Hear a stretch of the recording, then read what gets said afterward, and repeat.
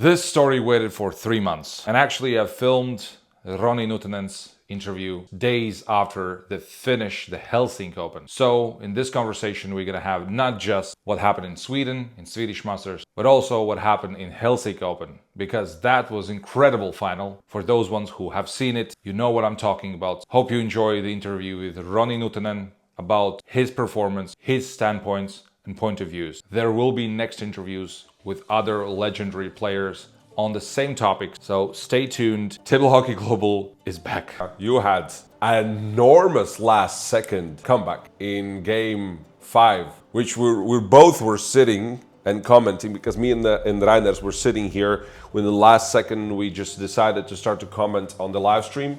We wanted to catch you and Nagli's game, and we didn't because of the technical issues. Like now we're just beginning. Then we start to see, and we watched the finals, and we were like, oh yeah, oh damn, that's it. You lost the final, and half a second before the end of the game, you scored rebound from the previous shot, and you got in. Can you like elaborate from the beginning? Actually, what was playing again in Helsinki, in your hometown, home country? Yeah, let's start in general, and then we can go until the final, because the final moments, I think they were epic. We were on the edge and in the same seat. Yeah, so we had a good history from Helsinki, and it's been long awaited to have a Helsinki Open back in Finland. Of course, in those break years, we had a couple of times Turku Open, the international tournament in 2 hour drive from Helsinki. So we kind of have that, but it was great to have Helsinki Open back. I have very sweet memories back from the days. I think me and Christian Isotrykäri have played like 7th game final in there. I think it was I don't remember the year, but Christian was leading 3-0 in the final, and I managed to beat him. And I remember Christian and Daniel Wallen playing 1 year before that, and then of course the Chakarov's brothers and Edgar Sykes and Atis Sillis came to Helsinki Open as well. So there has been a very high level in the past in Helsinki. I remember when I was actively playing, that was almost more than 10 years ago. The Helsinki Open was one of the bigger tournaments, and because it was so reachable from Latvia, many Latvian players were traveling to Helsinki, and it was fun because it was a central hub for everybody, for Russians, for Swedes, for Latvians, just to pour in and have an awesome table hockey game. So yeah, it was good to hear that it's back. A bit shame that I and many more couldn't join in, but it looked like it was still a lot of Latvians coming in, and a very strong tournament overall. Yeah, it was. Unfortunately, you didn't come, but lots of Latvians. It was great to see them. Lots of juniors from Latvia, so yeah, it was great to play against them.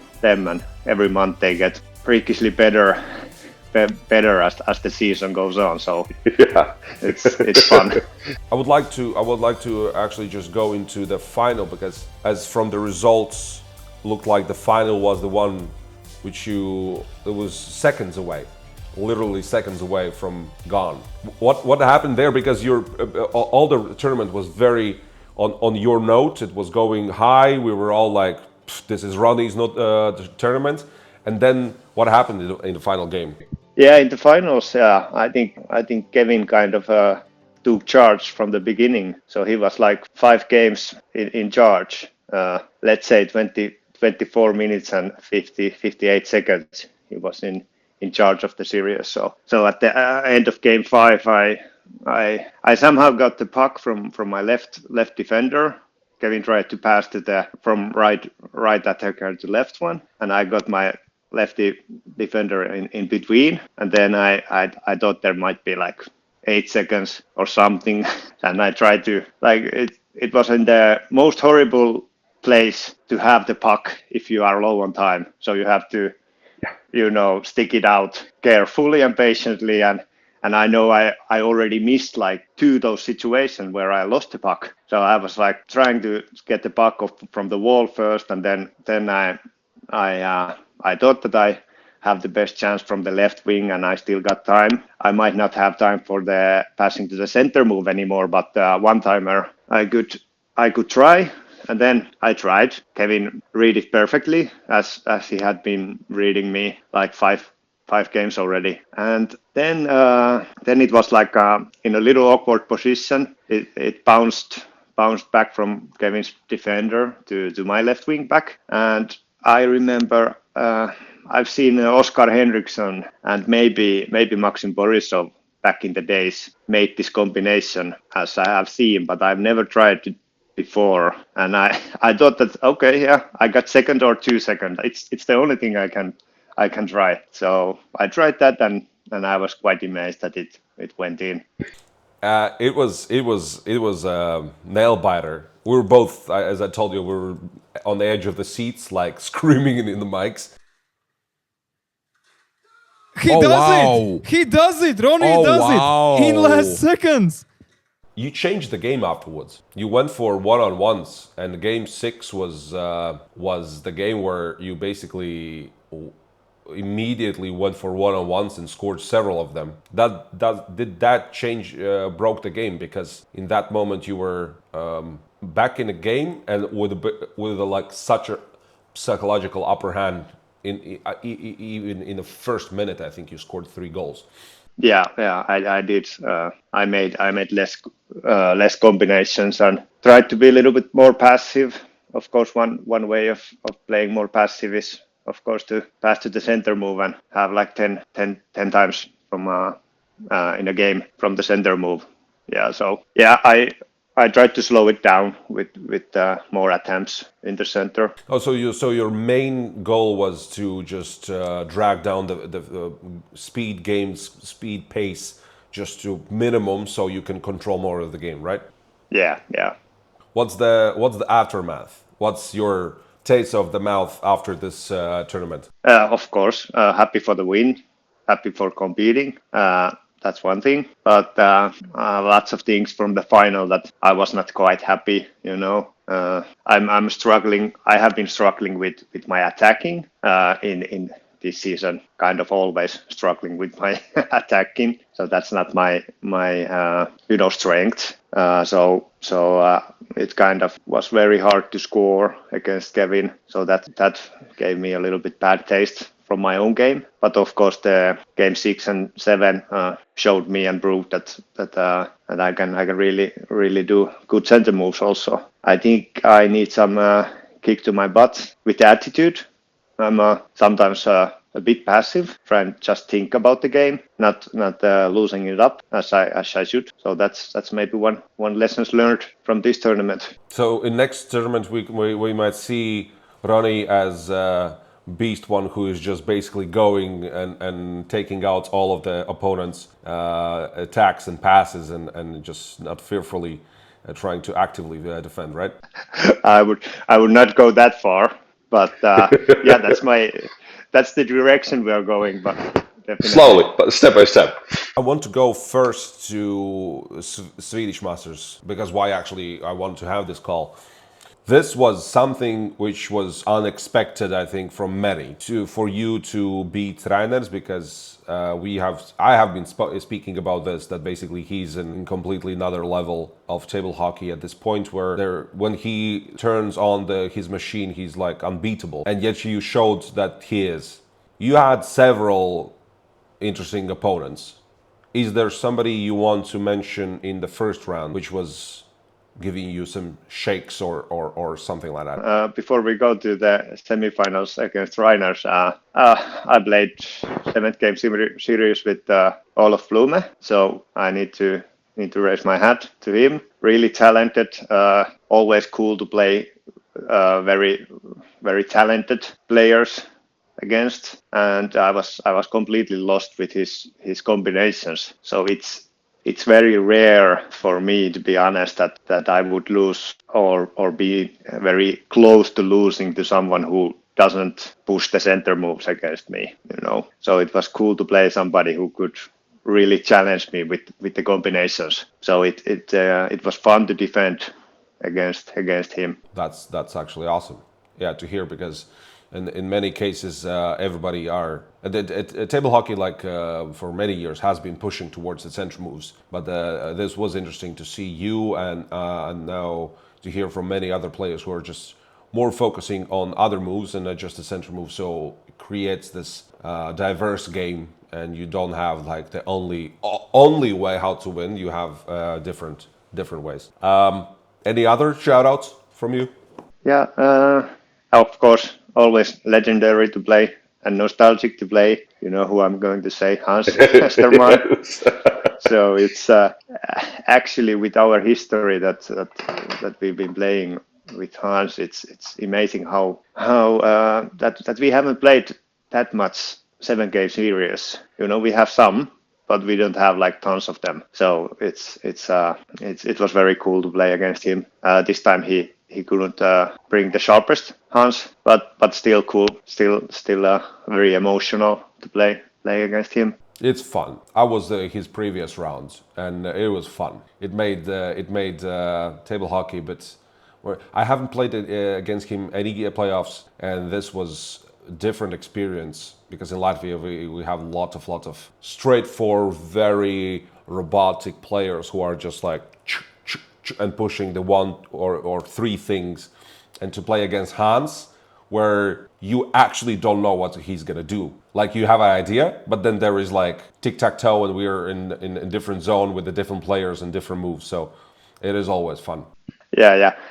And for me, because I had like 2 eras in my career, that the first one ended in 2012, I would say, and then I had a little bit break, and then new era for me in my table hockey career is now continuing. But the way Hans plays and what kind of rhythm he has in his game, it reminds me from the past. He still got the same rhythm. Of course, we are all evolving, adapting to the new style of play, adapting to current players to play against them. Of course, we're going to change along, but there's I would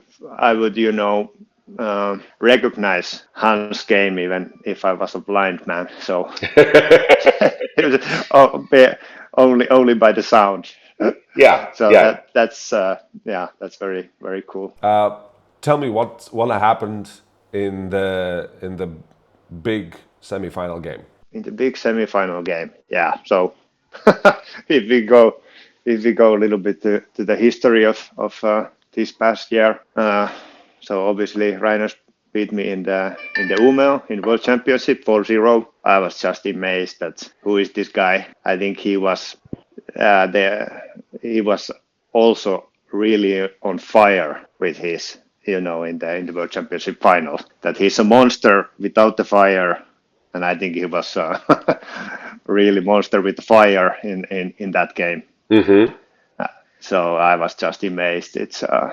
It's amazing to see what kind of touch and what kind of percentages accuracy he has in his game. Then I got my rematch in Riga Open again. 4-0, completely lost. There was glimpses that I could defend a little bit against him in Riga. I would say in Riga, my attack was even worse than it was in the World Championships. So in Riga, I could not score against him, and that was a good good setback for me after the Riga. That okay, in Sweden I couldn't defend, and in Riga I couldn't attack. So what the hell I'm going to do next? So then it came Swedish Masters, and we played like a 7-game series.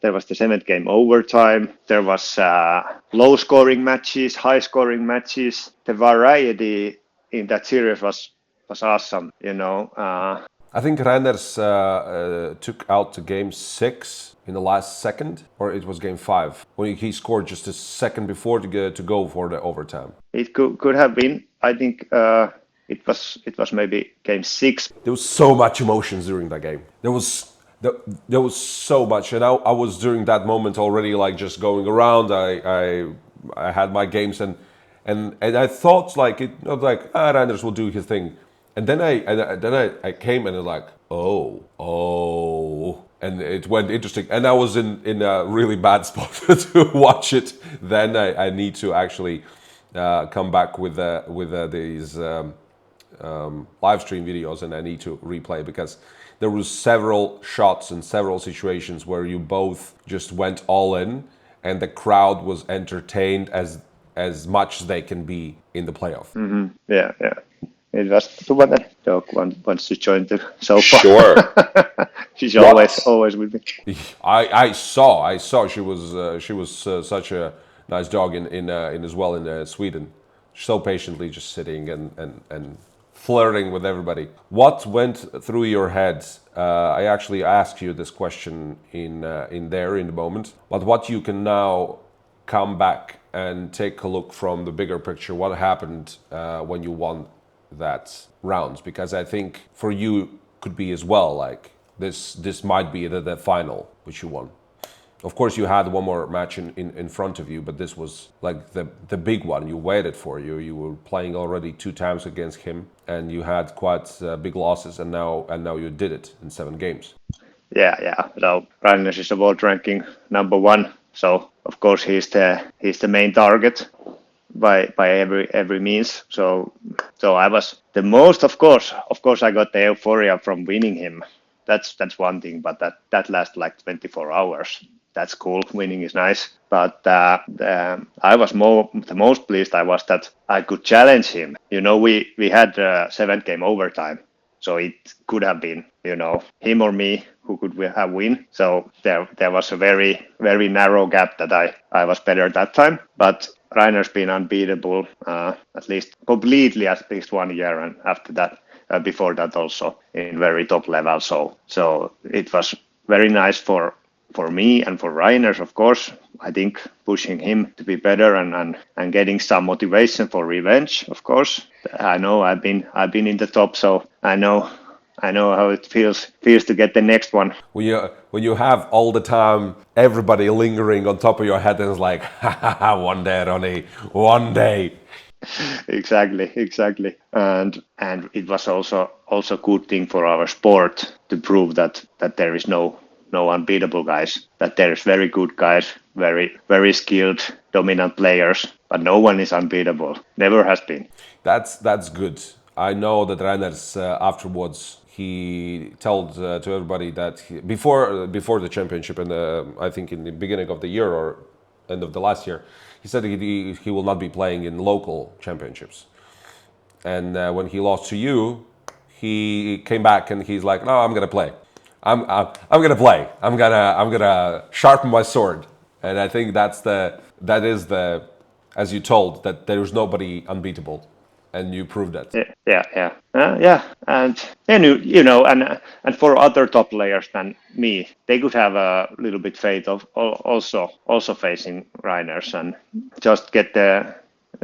It was I think for other players as well, very refreshing to see that it's possible. It was not easy. I needed my perfect game and everything on the right place, because he's just a so good player that just amazing. What about the finals? Against Cobra, yeah, I think The it man. was first meet with Cobra. I think my confidence level was off the chart, off the chart in the final. So from my point of view, I could have been 0-3 losing, and I wouldn't be worried somehow.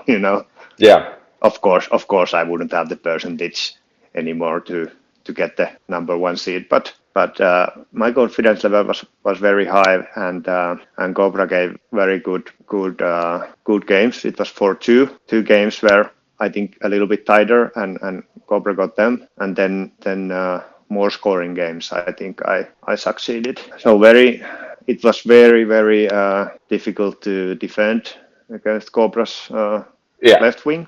It is. Of course, Reiners also, but with Reiners I have been preparing, of course, more tactically, that what I would do against Reiners, and I've been concentrating on that. So I didn't kind of have any good preparation against Raivis. So it was very hard to get the passes defended.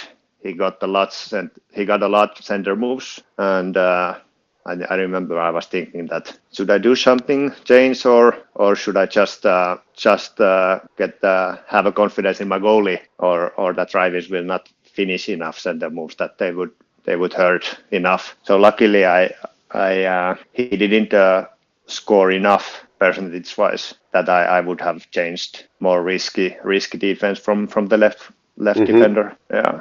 So in this case, your more passive defense was the victory defense. Yeah, I think so. That's one of the reasons. Okay. And I still got quite good scoring against Reiners, and coming to the finals, I got the good confidence to score myself. So that was of course one of the reasons as well.